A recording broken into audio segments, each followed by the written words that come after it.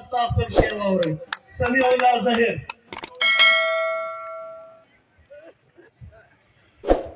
بسم الله الرحمن الرحیم. وای در څو به انتظار کوو او دلته به کښېنو، در څو به انتظار کوو او دلته به کښېنو، در څو به دا ظالم جابر په موږ زارۍ کوو، در څو پورې به موږ دغه ظلمونه ازموو، در څو پورې به موږ دغه پرلت سنبالوو. راسي چې راوغواړو د څو کسو جرګه، ور به له غړي ته کو یو څو شپې اجازه، چې بس دې په واپس که د دا ظلم فیصله، په زور که په رضا یې غواړو خلاصه دروازه. چې بس دې په واپس که د دا ظلم فیصله، په زور که په رضا یې غواړو خلاصه دروازه.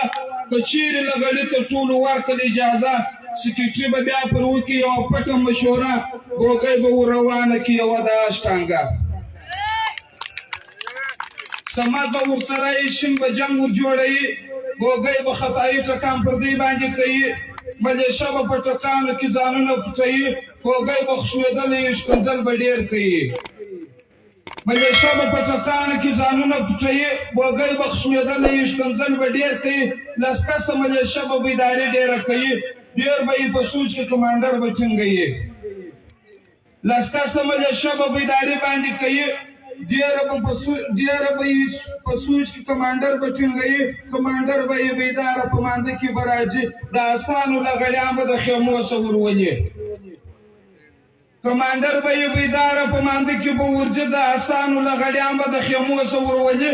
سکیټي به یې در مخه لغړیان به پر ورځي، سکیټي به لغړیانو ته یو ټیټ امر کوي چې الې لغړیانو ورته کش کړي ماربه، په ډبرو به جنسو د باډر لو دروازه.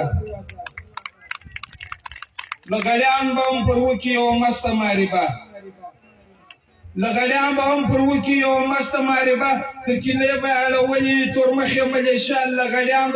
لغړیان چې دروازې لره ځانونه رسوي، سکیټري به هلته ناستې خپلې چایوې به کوي. لغړیان چې دروازې لره ځانونه رسوي، سکیټري به هلته ناستې خپلې چایوې به کوي. چایوې چې یې وکړي سمې به پر ورځي، دغونه علاقه به د طالب څخه ټینګوي.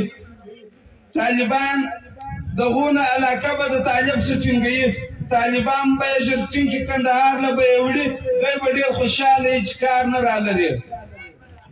اول پیر د طالب دا سر به پاک ور وخريي، اول پیر د طالب دا سر به پاک ور وخريي، دویم به ټول سر په خوږو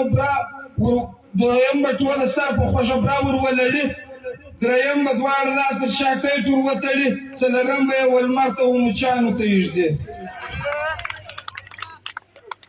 بلته به حافظ صاحب کندهار لره ورځي، بیا به د طالب سره د ده روغه کوي، واپس به یې چمن لره په خپله راولي، مبارکي به ټوله خلک غوث الله ته ورکوي چې خلاصه دروازه سي هر سړی به کار لځي، چې خلاصه دروازه سي هر سړی به کار لځي. په کار کې به لګیا یې دا پرلت به یادوي، د دا پرلت کیسې به یو د بل سره کوي. د پرلت عجبه ټیم چې پر موږ راله نیستي، چې هر څوک به د ملک عنایت الله پیشې کوي، هر سړی به خاندي د ملک په سادګي. ملک عنایت الله به په شیدا ناره کوله، د ده په دا ناره به خلکو ډېر وخندله. کومه ناره؟ ای تالي څاکه، ای جانه. دویم به سکیټري چې همیشه بیان کاوه، د بیان په ختمېدو به یې دا شعر ووایي: موږ خو در سر تېرو د خپل ځان کله پروا لرو، خار د یې چا نه خورو به پر سلې لغړیان لرو. دریم به سالیجي راجک ته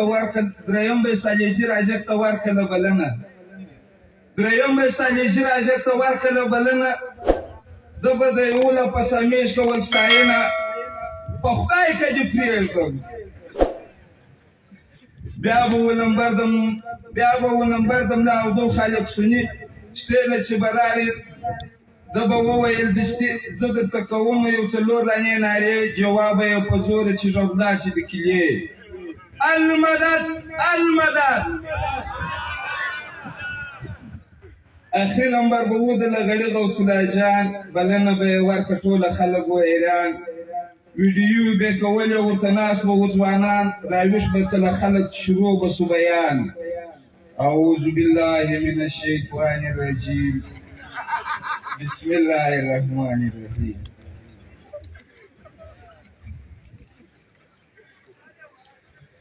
سمیع الله ظهیر به همیشه دا دعا کوي چې خدای را سړی کې زموږ بوګۍ وسکیږي چې خدای را سړی کې زموږ بوګۍ وسکیږي والسلام